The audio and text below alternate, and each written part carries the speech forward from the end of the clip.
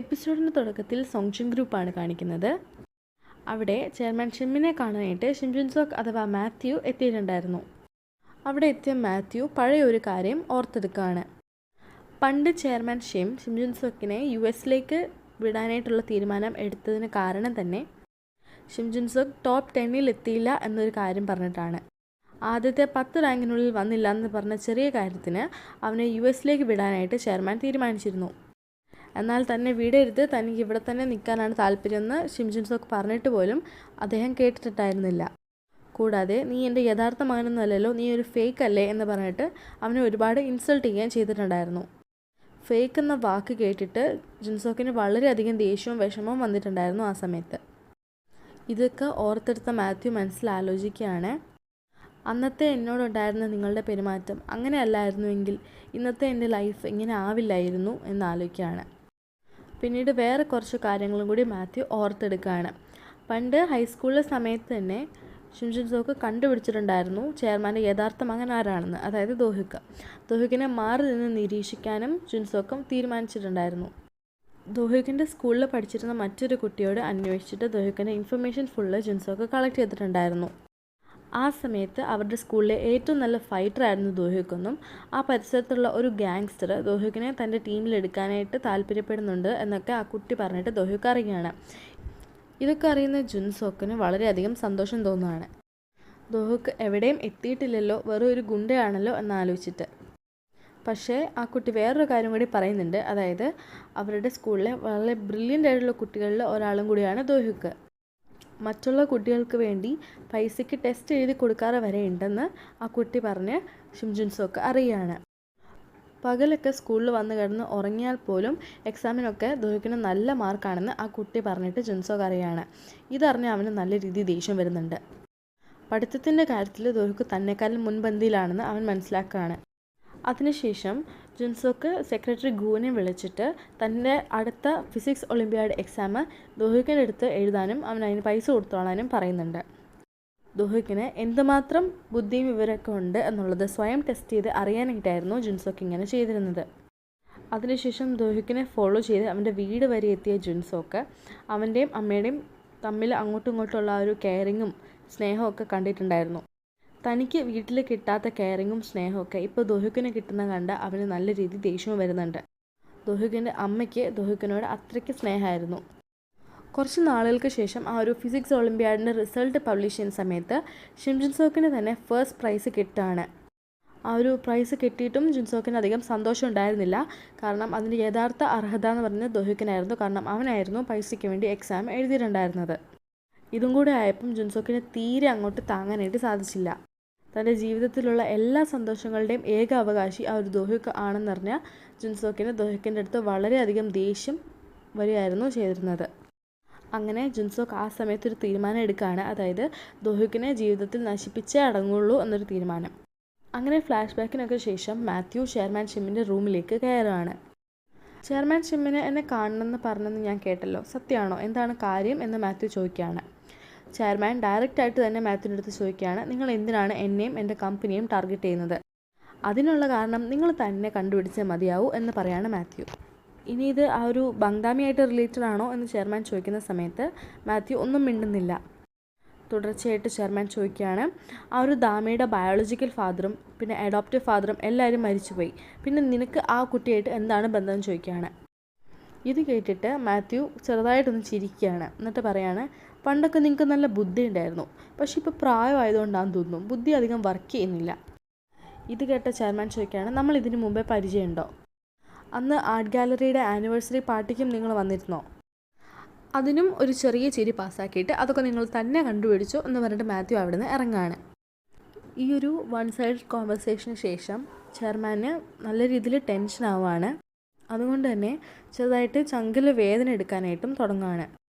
ആ സമയത്താണ് തൻ്റെ അനിയത്തി, അതായത് ആർട്ട് ഗാലറിയിലെ ഡയറക്ടർ മിയോങ് വിളിക്കുന്നത്.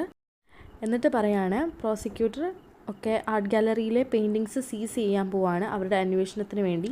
അവർക്ക് എന്താ ബ്ലാക്ക് മണിയുടെ കാര്യം വല്ലതും അറിഞ്ഞോ എന്നുള്ള ടെൻഷനായിട്ട് ഡയറക്ടർ ചോദിക്കുകയാണ്. ഇതും കൂടെ കേട്ടിട്ട് ചെയർമാൻ്റെ ആകെ കൺട്രോൾ പോവാണ്. അദ്ദേഹത്തിന് മൈൽഡിട്ടൊരു ഹാർട്ട് അറ്റാക്ക് വന്ന് അവിടെ വീഴാണ്. ആ സമയത്ത് സെക്രട്ടറി ഗു അങ്ങോട്ടേക്ക് ഓടിക്കയറി വന്നതിന് ശേഷം ചെയർമാനെ CPR കൊടുത്ത് രക്ഷപ്പെടുത്താനായിട്ട് നോക്കുകയാണ്. കൂട്ടത്തിൽ തന്നെ സെക്രട്ടറി പറയുന്നുണ്ട്, അതായത് നിങ്ങൾ ഇങ്ങനെ മരിക്കാൻ പാടില്ല എന്ന്. അവിടുന്ന് കട്ട് ചെയ്ത് ആർട്ട് ഗാലറിയിലെ സീനാണ് കാണിക്കുന്നത്. അവിടെ പ്രോസിക്യൂട്ടർ വന്നതിന് ശേഷം ഡയറക്ടർക്ക് ഒരു ലെറ്റർ കൊടുക്കുകയാണ്. ആ ഒരു ആർട്ട് ഗാലറിയും പിന്നെ ഡയറക്ടറെ പറ്റിയും ഒക്കെ അവർക്ക് അന്വേഷിക്കണം എന്നായിരുന്നു ആ ഒരു നോട്ടീസുകളിലൊക്കെ ഉണ്ടായിരുന്നത്. ഇതൊക്കെ കണ്ടിട്ട് ഡയറക്ടർ അവിടെ കിടന്ന് കരയാണ്. എന്നിട്ട് പറയാണ്, എനിക്കൊന്നും അറിയില്ല, എൻ്റെ ചേട്ടൻ പറഞ്ഞ രീതിയിൽ മാത്രമേ ഞാൻ ചെയ്തിട്ടുള്ളൂ എന്നൊക്കെ പറയാണ്. ഇതെല്ലാം കണ്ടുകൊണ്ട് അവിടെ മാറിയിരുന്നിട്ട് മിസ് ഗോ അവിടെ ഇരിപ്പുണ്ടായിരുന്നു. മിസ് ഗോ എന്നിട്ട് ബാക്കിയുള്ള എല്ലാവരെയും അറിയിക്കുകയാണ്, അതായത് ഒറിജിനൽ മാറ്റിയിട്ട് ഫേക്ക് ഇവർ റീപ്ലേസ് ചെയ്തിട്ടുണ്ടായിരുന്നല്ലോ, ആ ഒരു പെയിൻറ്റിങ്സ് ഒക്കെ ഇപ്പോൾ പ്രോസിക്യൂട്ടർ സീസ് ചെയ്തു എന്നുള്ള കാര്യം. ആ സമയത്ത് ഡോക്ടർ ഷാ ചോദിക്കുകയാണ്, എന്താ അത് ഫേക്കാണെന്ന് അവർ മനസ്സിലാക്കിയോ എന്ന്. അപ്പോൾ അതിന് മറുപടിയായിട്ട് മിസ് ഗോ പറയാണ്, തൽക്കാലം മനസ്സിലാക്കിയിട്ടില്ല, പക്ഷെ കുറച്ച് കഴിയുമ്പം ചില അനാലിസിസ് ഒക്കെ നടത്തിയതിന് ശേഷം ഉറപ്പായിട്ടും അവർക്ക് പെട്ടെന്ന് തന്നെ മനസ്സിലാവുമെന്ന് പറയാണ്. എല്ലാവർക്കും ഈ ഒരു കാര്യം കാരണം ചെറിയ ടെൻഷൻ ഉണ്ടായിരുന്നു, പിടി വീഴുമോ എന്നുള്ളത്. ആ സമയത്ത് ജിൻമോ പറയാണ്, എന്തെങ്കിലും പ്രശ്നം ഉണ്ടെന്നുണ്ടെങ്കിൽ ഇതെല്ലാം ദോഹിക്കിൻ്റെ തലയിലേക്ക് ഇടാനായിട്ട് എല്ലാവരും റെഡി ആയിക്കോണമെന്ന്. ആ സമയത്ത് രാഹി പറയാണ്, പോലീസുകാർ നമ്മളുടെ ഈ ഒരു മെസ്സേജസ് വരെ ട്രേസ് ചെയ്യാനായിട്ടുള്ള സാധ്യതയുണ്ട്, എല്ലാവരും മെസ്സേജ് ഡിലീറ്റ് ചെയ്തിട്ട് ഗ്രൂപ്പ് ചാറ്റ് ലീവ് ചെയ്യുക എത്രയും പെട്ടെന്ന് തന്നെ. അതിനുശേഷം ഹന്നനെയാണ് കാണിക്കുന്നത്. ഹന്ന ഇപ്പോൾ ഉള്ളത് മാത്യുവിൻ്റെ വീട്ടിലായിരുന്നു. അതിലെ ഓടി നടന്ന് കളിച്ചുകൊണ്ടിരുന്ന ഹന്ന ഒരു കുതിരയുടെ സ്റ്റാച്ചുവിൻ്റെ അടുത്ത് വന്ന് അതിങ്ങനെ തൊടുകയാണ്. അത് കണ്ടുകൊണ്ട് വന്ന മാത്യു ഹന്നൻ്റെ അടുത്ത് നന്നായിട്ട് ദേഷ്യപ്പെടുകയാണ്. എന്നിട്ട് ആ കുട്ടി പേടിച്ചു പോയെന്ന് മനസ്സിലാവുമ്പം സമാധാനമായിട്ട് പറഞ്ഞു കൊടുക്കുകയാണ്, അതായത് ഈ വീട്ടിൽ ഒരേ ഒരു നിയമമേ ഉള്ളൂ, ഈ ഒരു സ്റ്റാച്ചു ആരും തൊടാൻ പാടില്ല എന്ന് പറഞ്ഞ് മനസ്സിലാക്കി കൊടുക്കുകയാണ്. ആ സമയത്ത് ഹന്ന മാത്യുവിൻ്റെ നഖങ്ങൾ ശ്രദ്ധിച്ചിട്ടുണ്ടായിരുന്നു, പക്ഷെ ഒന്നും പറഞ്ഞിട്ടുണ്ടായിരുന്നില്ല. തിരിഞ്ഞു നടന്നുകൊണ്ടിരുന്ന മാത്യു മനസ്സിലാലോചിക്കുകയാണ് ഇത് എന്തൊരു ഇറിറ്റേറ്റിംഗ് ആയിട്ടുള്ളൊരു കുട്ടിയാണെന്നുള്ളത്. പിന്നീട് പോലീസിൻ്റെ അടുത്തുനിന്ന് രക്ഷപ്പെടാനായിട്ട് ഓടുന്ന ദോഹിക്കിനെയായിരുന്നു കാണിച്ചുകൊണ്ടിരുന്നത്. ബൈക്ക് ഓടിച്ച് ഒരു ബിൽഡിങ്ങിൻ്റെ മണ്ടയിലേക്ക് കയറ്റാണ് ദോഹിക്ക്. അവിടുന്ന് ഇനി ഒരു രക്ഷയില്ല എന്ന് പോലീസും ദോഹിക്കും രണ്ടുപേരും വിചാരിച്ചിരുന്ന സമയത്താണ് തൊട്ടപ്പുറത്തെ ബിൽഡിങ്ങിൽ നിന്ന് ഹൻമുനിയുടെ വിളി വരുന്നത്. എത്രയും പെട്ടെന്ന് ബൈക്ക് അവിടുന്ന് സ്കിഡ് ചെയ്തതിന് ശേഷം അപ്പുറത്തെ ബിൽഡിങ്ങിലേക്ക് ചാടിയ ദോഹിക്ക് ഹൻമുനിയായിട്ട് ആ ഒരു ബിൽഡിങ്ങിൽ നിന്ന് രക്ഷപ്പെടുകയാണ് പോലീസുകാരുടെ അടുത്തുനിന്ന്. അതിനുശേഷം സെക്രട്ടറി ഗു വഴി ഈ ഒരു കാര്യങ്ങളൊക്കെ മാത്യു അറിയുകയാണ്, അതായത് ഹൻമുനി ഇതുപോലെ ദോഹിക്കിനെ പോലീസിൻ്റെ അടുത്തുനിന്ന് രക്ഷിച്ചു എന്നുള്ളത്. ആ സമയത്ത് മാത്യു പറയാണ്, 5 വർഷം മുന്നേ ആ ദാമിയെ കൊന്ന സമയത്ത് അവളെയും കൂടി കൊല്ലേണ്ടതായിരുന്നു. അതിനുശേഷം ചെയർമാൻ ഷിമ്മിൻ്റെ വിവരം അന്വേഷിക്കുന്ന സമയത്ത് അദ്ദേഹത്തിന് ചെറിയൊരു കാർഡിയാക് അറസ്റ്റ് വന്നിട്ടുണ്ട്, ഇപ്പോൾ റിക്കവർ ആയിക്കൊണ്ടിരിക്കുകയാണ് എന്ന് സെക്രട്ടറി ഗു പറയാണ്.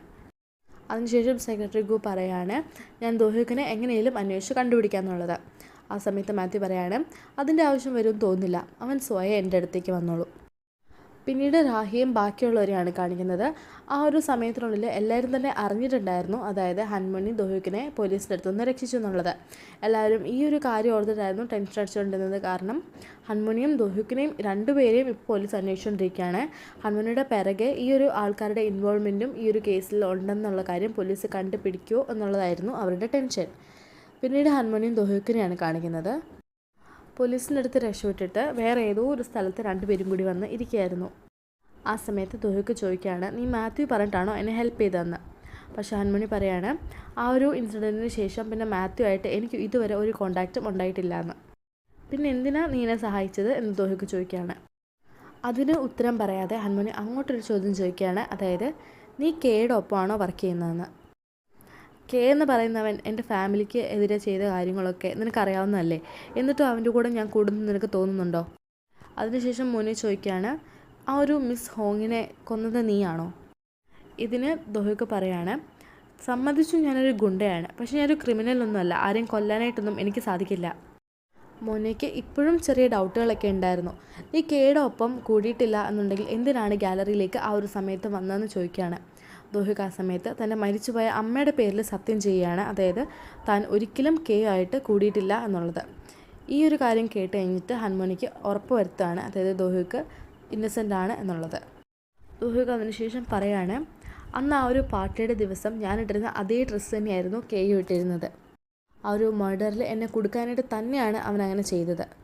ദോഹിക്ക് ഒരു കാര്യം മനസ്സിലായിട്ടുണ്ടായിരുന്നു, അതായത് അന്ന് രാത്രിയിലത്തേക്ക് കെ ടാർഗറ്റ് ചെയ്തിരുന്നത് ദോഹിക്കിനെ തന്നെയാണെന്നുള്ള കാര്യം. പക്ഷേ അത് എന്തുകൊണ്ടാണ് എന്ന് എത്ര ആലോചിച്ചിട്ടും ദോഹിക്കിന് മനസ്സിലാവുന്നുണ്ടായിരുന്നില്ല. ദോഹിക്ക് അതിനുശേഷം മോനിയുടെ അടുത്ത് ചോദിക്കുകയാണ്, നീ എന്ത് ചെയ്യും, നിന്നെ ഇപ്പോൾ പോലീസുകാരൊക്കെ കണ്ടിട്ടുണ്ടാവും, നമ്മൾ രണ്ടുപേരെയും അന്വേഷിക്കുന്നുണ്ടാവും, നീ എന്ത് ചെയ്യുമെന്ന് ചോദിക്കുകയാണ്. എൻ്റെ കാര്യം ഓർത്ത് നീ ടെൻഷൻ അടിക്കണ്ട. ഞാനൊരു ആക്ട്രസ് ആണെന്നുള്ള കാര്യം നീ ഇടയ്ക്ക് മറന്നു പോകുന്നുണ്ട്. മോനെ അവളുടെ ഡ്രസ്സ് ചെറുതായിട്ടൊന്ന് കീറാണ്. എന്നിട്ട് പറയാണ്, എൻ്റെ അടുത്ത് നിന്നെ രക്ഷിക്കുക എന്നുള്ള അല്ലാതെ വേറൊരു ഓപ്ഷൻ ഉണ്ടായിരുന്നില്ല. നീ എന്നെ കൊല്ലുന്ന ഭീഷണിപ്പെടുത്തിയിട്ടുണ്ടായിരുന്നു. ഇങ്ങനെ ഞാൻ അവരുടെ അടുത്ത് പറയും. ഞാൻ കള്ളം പറയുന്നതിൽ എക്സ്പെർട്ടാണെന്ന് നിനക്കറിയാലോ. പകരം കേയുടെ അടുത്ത് നീ ഒരിക്കലും തോറ്റു കൊടുക്കരുത്. ദോഹിക്ക് വളരെ കോൺഫിഡൻ്റ് ആയിട്ട് മോനയുടെ അടുത്ത് പറയാണ്, ഞാൻ ഒരിക്കലും അവൻ്റെ മുന്നിൽ തോറ്റു കൊടുക്കില്ല എന്ന്. പിന്നീട് ദോഹിക്ക് കുറച്ച് ഗുണ്ടകളെ കണ്ടതിന് ശേഷം അവരുടെ കയ്യിൽ നിന്ന് ഒരു ഗണ്ണ് വാങ്ങിക്കുന്നതായിട്ട് നമുക്ക് കാണാം.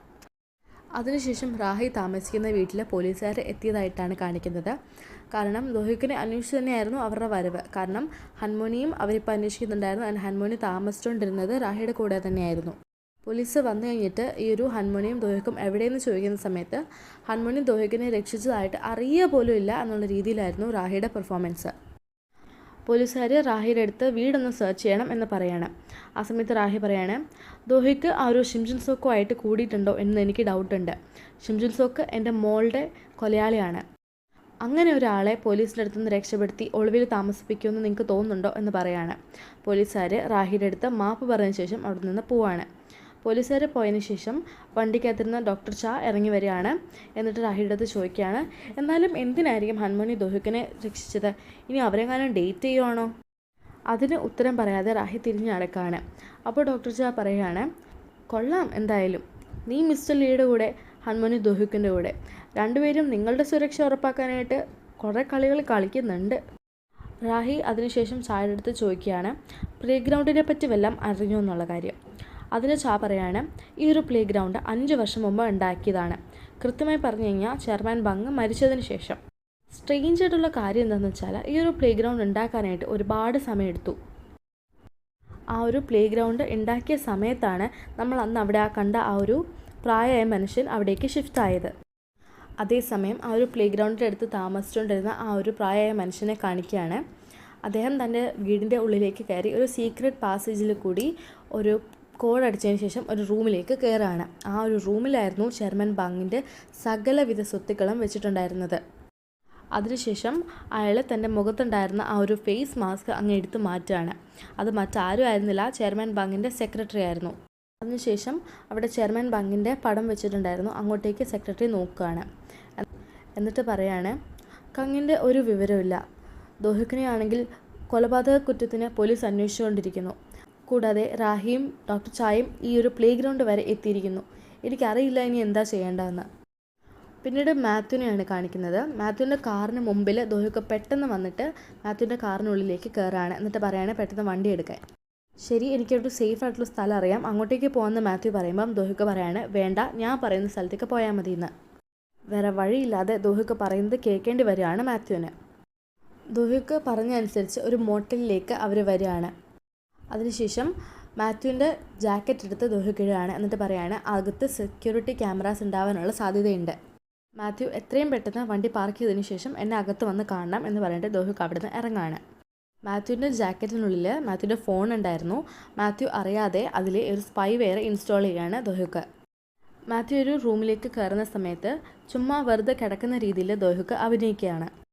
മാത്യു പറയാണ്, ഞാൻ ഒരുപാട് ശ്രമിച്ചു നിന്നെ ജയിലിൽ നിന്ന് ഇറക്കാനായിട്ട്.